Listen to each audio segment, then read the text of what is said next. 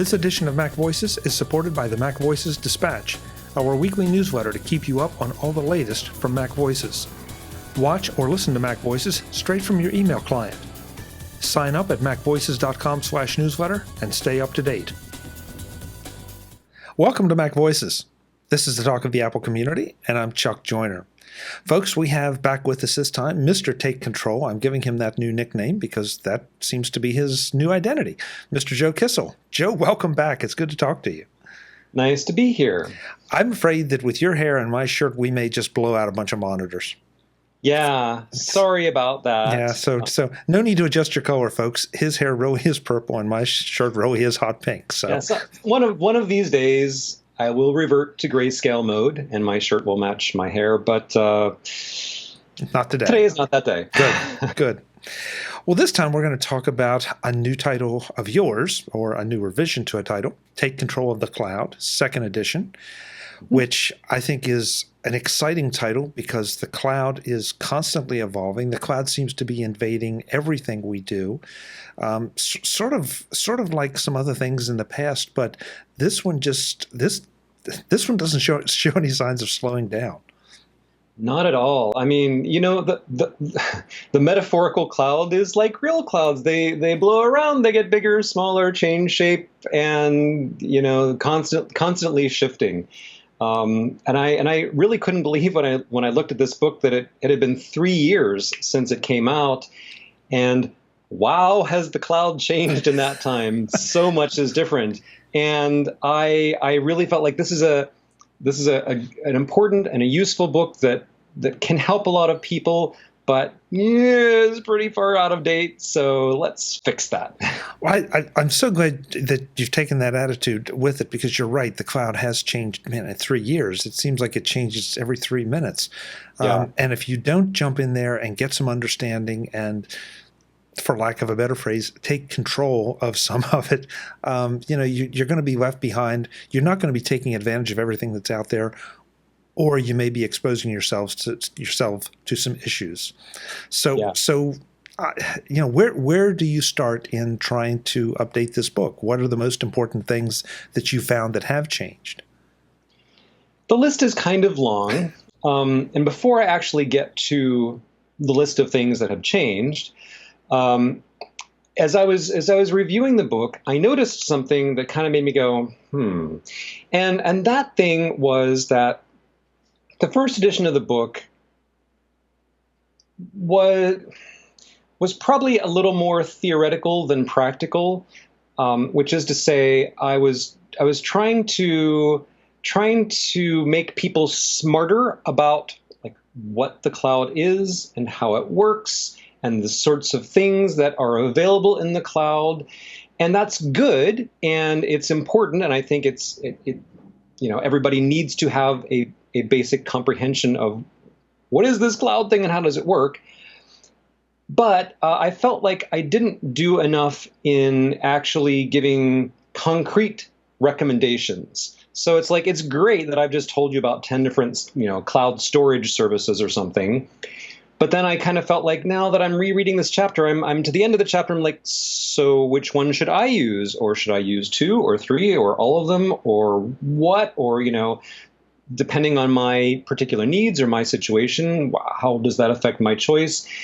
So one of the things I was trying to do this time around was not just make you generally smarter about the cloud, although I still do that, but to be more concrete, to, less vaporous, ephemeral, like the cloud is, but to actually say, now for this type of cloud thing that I've just discussed, here is what I think you should actually do. So I will just start with that was one of my goals in updating this book. Okay, so 3 years ago, though, the cloud was a bit of a difficult concept for definitely for mainstream folks, but even for some tech folks. I mean, yes, we had Dropbox, yes, we had iCloud. I think it was still iCloud at that point.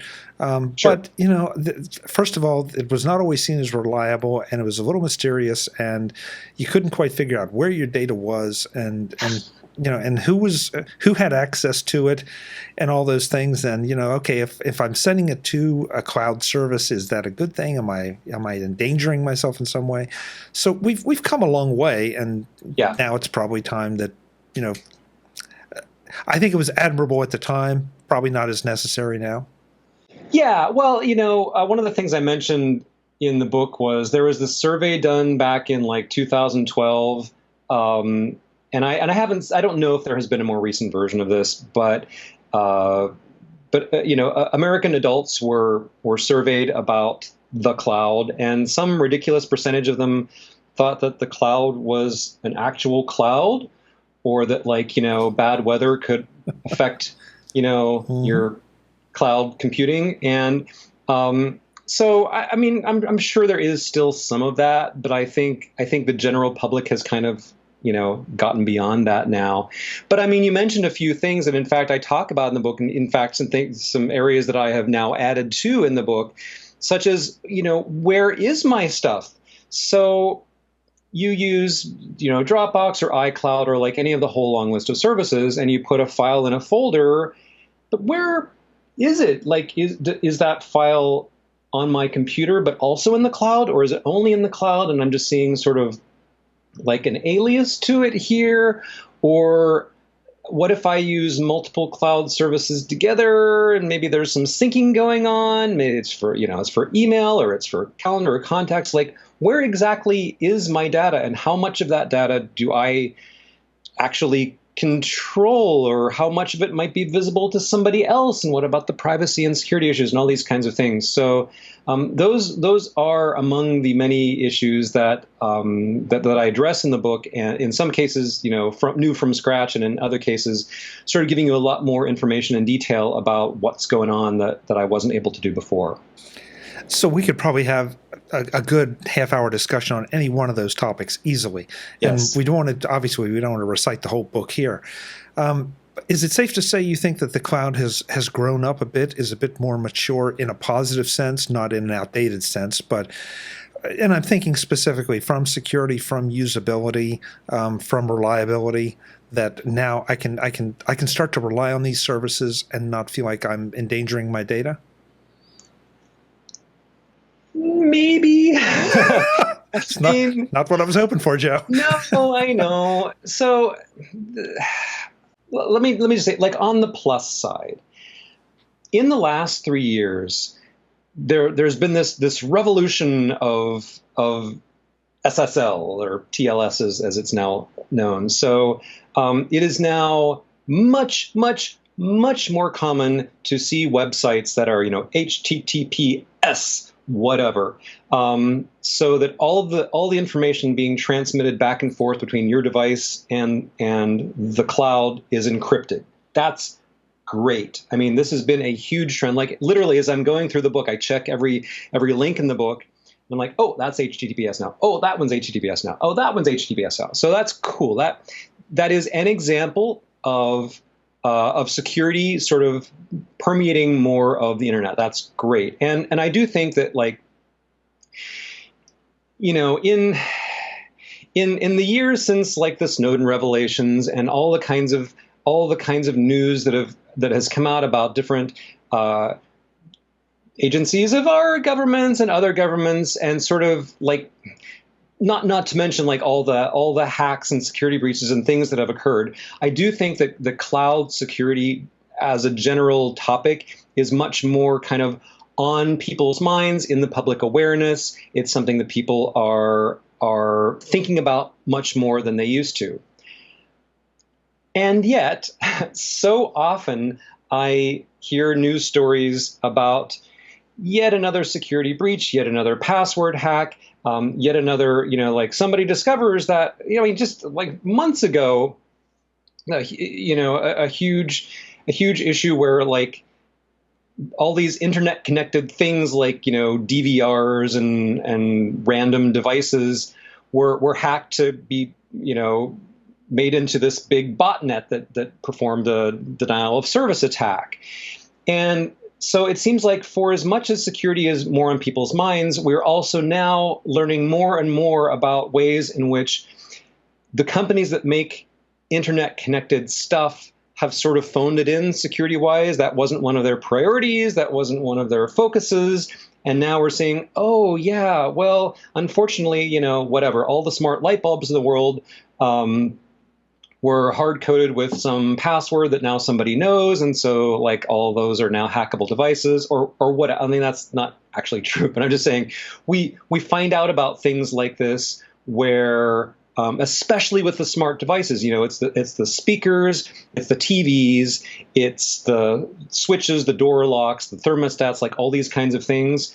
We keep learning about examples where you would have thought that the manufacturers would be a little bit more clueful when it comes to security, but they weren't. So again, it's a mix. There's greater public awareness, and there are improvements in some respects, but there are also ways in which I'm as I say in the book, I mean, I would like to be able to tell you that your default expectation should be that a device that you connect to the internet is going to be secure and is going to keep your data private, but it isn't. I mean, I don't assume that. I actually assume the reverse of that, unless I have evidence to the contrary. First of all, I'm going to have to go in and I'm going to change the password. I'm going to change my security settings. I'm going to change, what data I allow the cloud provider to see and to share, because like by default, they want as much as they can. And in some cases, you will be able to lock down things sufficiently to make yourself comfortable. And in other cases, you can't. So it's kind of like a, 3 steps forward, 2 steps back kind of thing when it comes to security. Boy, where do we go? So I always love to ask this question of you when you update a title after this much time, or even do a new title. Any surprises here, Joe, that as you research the updates and all, and some of the new capabilities of the cloud? Any big surprises that jump out at you that you didn't expect? Not really. I mean, it takes a lot to surprise me these days. And, even though the book hasn't been updated in a few years, I have been, on the internet a few times in that period. I've been keeping up with stuff. So nothing particularly surprised me. I guess what mostly surprised me was realizing that there were certain things that had never occurred to me to write about that have existed for a long time, even, in some cases, a couple of years, but in other cases, even going back before the first edition of the book. And maybe I'll just give you a couple of examples. Yeah, please. So I talk about a lot of web apps. I talk about things like Google Docs, and I work for iCloud, and, online photo editors and graphics apps and all those kinds of things. And so that was the case 3 years ago, still the case now. I've changed the list a bit. But I really, wait a minute, I don't include databases. Well, databases are huge. And how could I not have mentioned? And so now I have like this topic on, cloud-based database providers. And then I'm going along and I'm like, now, where did I mention, in which chapter did I mention if this, then that, IFTTT? And I'm like, I did a search and I'm like, it's not in the book at all. I'm like, what could I have been thinking? How could it not be in the book? So like now there's this whole chapter on automation and the cloud, and it talks about things like IFTTT and Zapier and like ways that you can get cloud apps and services to talk to each other and to talk to your like Internet of Things devices, and like, oh, when this thing happens on Twitter, do this thing in Dropbox. Oh, and when this thing happens in Google Docs, do this thing with my, front porch lights or my sprinklers or whatever. And there are so many ways that you can connect cloud stuff to each other and to objects in your home. Like, if I run out of laundry detergent, I push a button on a little thing that's stuck to my washing machine, and 2 days later, a package of detergent arrives from Amazon Prime. Like, I mean, that's a new thing. You couldn't do that 3 years ago, but it's just an example of how the the Internet of Things is just it's getting big. It's getting to be everywhere, and it's getting to be like, so people don't even think of it as novel anymore. So although it's not surprising as such, it was a bit of a revelation for me to realize that when I wrote the book the first time around, some of these things hadn't yet achieved that like critical mass where it even felt worth talking about. And now we've kind of gone beyond that to the point where, oh, it's so commonplace. Well, of course, everybody has a smart speaker, right? Everybody has smart light bulbs and thermostat, right? Is that even like worth mentioning? But I do think it's worth mentioning because more things are getting smart. The things that were smart are getting smarter, and there coming to be more and more ways to connect these things. So, like you probably saw several months ago, Dan Morin wrote a thing on Six Colors about his little project. Is that ringing any bells? Yeah. What? So remind me, but I do remember. I would have to go back and read the article to get the details, but he basically wanted a system set up so that when he said red alert, yes, his smart speaker would flash a red light and start playing a siren. And so he had to like hack all these different elements together to make that happen. But it happened, and he posted a video of it. I'm like, oh, that's so cool. I need to do the same thing. Like, because of course I have to say red alert at least a few times a day. So, and like, okay, that's silly. That's just for fun. But you can take all those same tools and do really important, useful, very, very, important, just important things with them, and I'm delighted by that. I feel like the cloud, the Internet of Things, a lot of this stuff, it was the purview of the geeks. Yes, we spent too much time trying to say red alert and have everything turn red and start sounding a klaxon. But it feels like we're quickly moving to a point where this is for people that want to do, even if it's just some casual things with their home, it's a lot easier to do. I know that, there's still some challenges, but overall, I think it's probably moving up that scale. And that's where I feel like the cloud, again, I don't know what other word to use than mature, maybe become more ubiquitous, more useful to more people. Yeah. I remember when I was a kid, we're talking like, mid 1970s, my favorite magazine was Popular Science. And I would read these stories in Popular Science in the 70s about people who had done all this home automation stuff. And the amount of, it was so hard to do back then. You had to buy all this custom stuff and have, massive technical skills and do all this crazy hacking to get your lights to come on at the right time or to whatever the thing was. And as time has gone on, and especially in the last couple of years, a lot of the technical challenges have been eliminated, and it has become much, much more accessible to ordinary people. You don't have to have a computer science degree. You don't have to know about scripting. You don't have to know about programming. You just, you download the software, you click a couple buttons, and oh, look, I can, like, I tap a button on my watch, and the curtains close, and the lights dim, and the TV comes on, and the stereo fires up, and now we're in movie mode. So, like, anybody can do that now, and I think that's really neat. Yeah. So let's get to the list of things that have changed or been updated here, and I know we probably don't have time to do the whole thing, but right. Give us some of the highlights and what people can expect to find in this new edition. Okay, so of course, I went through the whole book and updated everything with some services and products are no longer available. Those went away. Oh, there's new products and services that are available in this area. So, and, prices have changed, capabilities have changed, those sorts of things. So, of course, I did all those updates. There were a lot of them. I talked about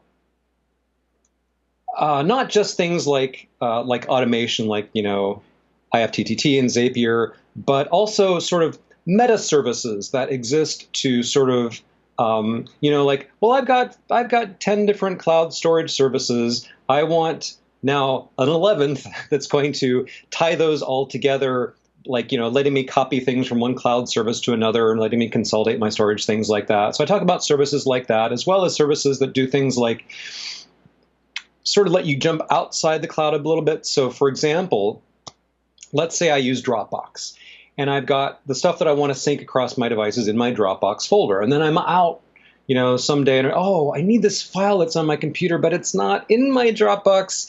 If only there were a way I could get at it. Well, there are ways now. And so there are apps that you can run on your Mac or PC that you can, take out your phone and say, oh, I'm going to look for this file because I have an index of my stuff. And like, yeah, there's the file. It's in this other folder. Hey, app, would you mind just going ahead and copying that to my Dropbox for me right now so I can get at it remotely? That would be awesome. And you can do that now. So those sorts of things. Talk about, backing up to and from the cloud more. We don't have to get into backups yet again. Oh, another one of those so I talked about like databases as an example of apps I didn't really talk about before.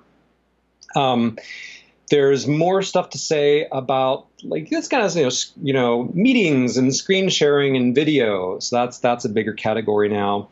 Another thing that I only kind of casually mentioned before, but now I say a lot more about, is things like Chromebooks and other thin clients. So my middle son just finished first grade, and the school, just an ordinary public school, issued all of the students Chromebooks. And so he would have to bring his Chromebook home from school every day to do his homework. And this is becoming very, very common in education. For some schools, it's iPads. For some, it's Chromebooks. For some, it's something else. But this idea that, well, all the apps that I need to use are in the cloud anyway, and I'm just going to do my word processing and spreadsheets and whatever in a web browser anyway. So why would I really need a full-blown laptop? Why don't I just get a really, really cheap laptop? Doesn't have much RAM, doesn't have much storage, doesn't have much of a processor, but it has a web browser. And so I use this really, really inexpensive tool to connect to the internet, and I let all the storage and all the processing and all the real kind of work happen in the cloud, and sort of what those sorts of devices mean. So there's more on these so-called thin clients. Certainly, do talk more about privacy and security and VPNs and those sorts of things. And I talk a lot more about the personal cloud. So as we've talked about in the past, you and I both used to use transporters so just a little gadget that sits on your shelf, and it has a network interface and it has a hard drive, and it can serve as like a NAS device, just like to store files. But also you can use it to share stuff with other people, and you can have 2 or more of them that sync their data to each other. So that went away. Those were discontinued. This is a Lima Ultra, and it is sort of a similar kind of thing, or it's sort of similar to what the transporter sync was. So it's just a box, and it has a power cord and power cord and a USB connector and an Ethernet connector. So you plug it into power, you plug it into your network, and you plug in an external hard drive. And it's like, this is like $129, and it turns that hard drive into basically a NAS. And so you can share and stream files, and it has that same replication feature, so that if you have 2 or more of these, they could be in different rooms, different cities, different countries. They will mirror each other's content. So if one dies or goes offline or whatever, your data is still on others. So that's an example of a personal cloud device. All of the manufacturers of NAS devices, Drobo and QNAP and Synology and like all these companies, they all have devices that allow you to store and share files and run apps and do various kinds of syncing and sharing. So for people who want the benefits of storing stuff in the cloud but really don't want to use public cloud services like Dropbox because of security concerns or cost or whatever, there are many, many, many more options. And so I talk a lot about both hardware and software that you can use for those purposes. I have a hugely revised chapter on choosing cloud providers. So not only do I give you specific kind of recommendations for, we've just finished the chapter on cloud storage, so here's some recommendations about that. But then I sort of step back and give you a broader look at how you choose cloud services, generally because like you don't want to have a lot of overlap. You don't want to pay a lot of extra money in some services, and like, this service offers these capabilities and this service offers these capabilities. So, what about that overlap and which to use? So just sort of a lot more detail about how you go about making these choices. And of course, Internet of Things, that's a chapter, and automation is a chapter. So tons of new stuff. Joe, I have to admit, and listening to you talk about it and sitting here thinking as you were talking, there are a lot of services and companies and capabilities that I kind of knew they were cloud companies or cloud associated, but hadn't really thought of them that way. And I think it's really interesting that maybe we all need to step back, take a look at the book, take a look at the things you cover, and realize that so much of our world has now become associated with the cloud. It may not be cloud proper, but I am thinking about MailChimp, the company I use for my newsletter. Well, that's a cloud. Right. That's a cloud service, but I think of it as a newsletter service. Right. So, there are so many. I mean, a whole category that I talk about in the book that we haven't even mentioned yet is entertainment. Well, there's Netflix and there's Hulu and there's, every cable network, whether it's HBO, Showtime, Stars, like they all have their own streaming services. There's also Apple Music, there's Spotify, there's all the music services. There's the iTunes, the list is kind of endless. And so what a lot of people, and again, that may not feel like the cloud, but it really, really totally is. So what a lot of people are experiencing, whether it's entertainment kinds of services or whether it's things like, cloud storage, is just like, man, there is so much like cloud overload. I keep signing up for these services because like, oh, hey, get 5 gigabytes for free, or hey, free trial. And then all of a sudden now I have a million of them, and everything, of course, is a subscription now. So I have to have not only subscriptions to all of my cloud services and all of my cloud apps and all of my cloud storage and all of my cloud entertainment, but now on top of that, just the ordinary software I use, like, Adobe Creative Cloud and Microsoft Office Online and, FileMaker Pro, like these things that have been like ordinary apps for so long. Yes, they are still ordinary apps that you can still download, but unfortunately you can't actually use them unless you pay a monthly or annual subscription fee. And like any one of those, not a big deal. When I have to, it's like, okay, I'm paying $10 a month for this thing and it's fine. But now I have 20 different things that I have to pay $10 a month for, like, that's fine. So, sort of thinking through all that and trying to figure out how to get the capabilities you need, but not break the bank. And frankly decide, are there some things that really shouldn't be in the cloud for me?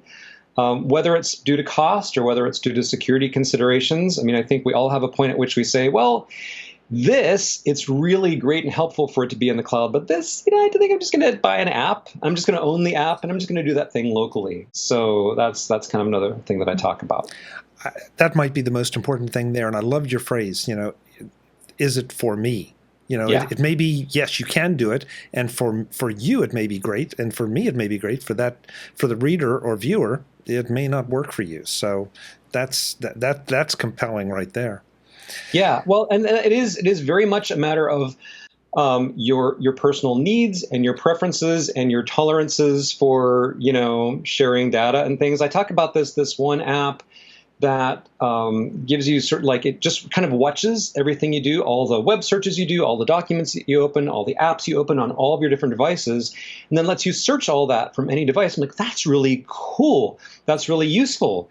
What's the security story on that? And and the security story, oh, don't worry, everything is encrypted. I'm like, great, but can you, the provider, read those things? It's like, oh, well, of course we can, but we never would unless, it's like, yeah, okay, okay, look, I believe that you're honorable and you have only my best intentions at heart, but I know how things work in the world. I know that there are bugs and that there are disgruntled employees and there are hackers and there are government agencies. Like, things happen. And if you're saying that you have my data and yes, it's encrypted, but you can still read it, I'm not sure I really want for some random company to actually even have the capability of seeing every document that I open and every web search I do. So those are, but for other people, the convenience may totally outweigh the privacy concerns. So it is like, it's up to you. When it comes to that, we're back to that same balancing act, security and privacy versus convenience. If it just seems like you cannot have both, or it's tough to get both, and right, you're always going to give something up. That's right. So what are the logistics of the book here? It's obviously out now. So there's another thing that I haven't mentioned yet, which I should. Please, sorry. A bonus feature that comes with this book. So, we've had this conversation here, and you've gotten to ask me some questions that I might not have thought of. And I really wanted for other people to be able to have that same opportunity to, like, thanks, Joe, I bought the book and I read it, but I was still wondering about this, or you didn't quite explain this well enough, or what about this particular situation? So I decided that I would include a free webinar for anyone who has purchased the book, including people who had the first edition and who upgraded, and people who are buying it new. So this is just basically a bonus feature. If you have the book, there will be a time and date written in the book. As of the time that we are recording this interview, I can't tell you what that time and date will be. That will be sorted out really, really soon, certainly before the book actually is distributed. But a webinar, I have some specific things that I do want to show you and tell you that will be included in the webinar no matter what. But prior to that, if you have things that you would like me to address, you can send me email and I will try to address those. And then actually, as the webinar is going on, you can type in a little comment and I will try to answer questions and give you more detail in more or less real time. So for anyone who has additional questions or concerns about the cloud or specific cases that they are curious about or things they'd like to ask, the free webinar is just another way that you can do that. And if you aren't able to attend this live, or if you buy the book after it has already happened, you can still see a video of the webinar as it did happen in the past. But I wanted to give that additional opportunity to interact with people and give them some helpful stuff that might not have appeared in the book, and more kind of customized answers to things. So the book includes the webinar. Obviously, if you had the first edition of the book, we are going to give you a discount on upgrading, because that's what we do. If you are buying the book brand new from scratch, it's $15, and of course that includes the webinar. But we also have a special offer, because I like to do nice things for people. So I think that the cloud is a really important topic that everybody should know a lot more about. But as we have seen, there are a lot of privacy and security issues related to the cloud, and I could only sort of briefly address some of them in this book. But I have another whole book that's about that, which is Take Control of Your Online Privacy. That's also a $15 book. So you're welcome to buy either one separately for $15, or you can buy a bundle with both of them together for just $20. So I wanted to make that bundle as attractive as I possibly could, and that is as attractive as I am able to make it. So I really would love for people to have both of those books. And of course, if you already owned one or the other, you should have received an email from me already explaining how you go about upgrading for a special low price. We really want to take care of everyone and make sure that everyone is treated fairly.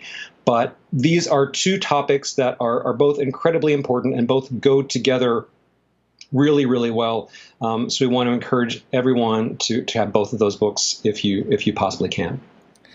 Of all the books you could have bundled, I'm with you. I think this is perfect because the one thing about the cloud that always comes up in any of these discussions, if there's a cloud component, you have to be talking about privacy and security. And so the fact that you have one whole book focused on that and then you're putting it together with this, that's perfect. That's absolutely perfect. And I should mention as well, I mean, I think probably most of the people viewing or listening to this interview are Apple users, but both of these books are sort of platform neutral. So they are still applicable if you use Windows, if you use Android or whatever. They are both still completely valid and completely helpful. And so whether you yourself use other platforms or whether your friends, loved ones, neighbors do, you can certainly recommend these books to all of them. Yeah, that too is a great point because, of course, you're right. I think most of my audience would be accessing the cloud services and everything through the Apple ecosystem, but it doesn't have to be that way. So, good, excellent point. And of course, takecontrolbooks.com. Yeah, takecontrolbooks.com is where you go to get it. That's right. And Joe, I assume we will be talking to you again. Well, you or some of the Take Control authors moving forward, because I think there's lots more coming. Oh yes, there certainly is from me and a bunch of others. Absolutely. Excellent. We will keep you busy. Excellent. Well, hey, you guys are always welcome. Always welcome. What cover shirt should I wear next time? We should, all of our books have different colored covers. So what I should really do is coordinate the color of my shirt, the color of your shirt, with the color of the cover of the book. Even after all these years, that has never occurred to me. So next time. Good idea. Okay. We'll have to see what the next one is. Add that to the things to do list, right? It's a long list. Yeah. Joe, thanks so much. Always a pleasure. Thank you. Folks, I'm Chuck Joyner. This is MacVoices. Okay, so now Joe's going to make me go out and buy new cover shirts that I don't have.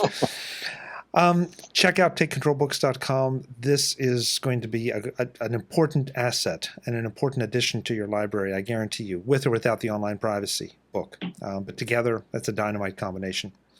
Until the next time, and as always, thanks for watching.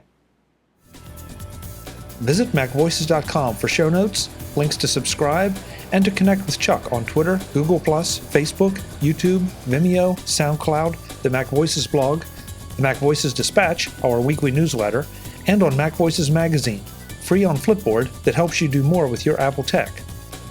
Advertising handled by Backbeat Media at backbeatmedia.com. Bandwidth provided by CacheFly at cachefly.com.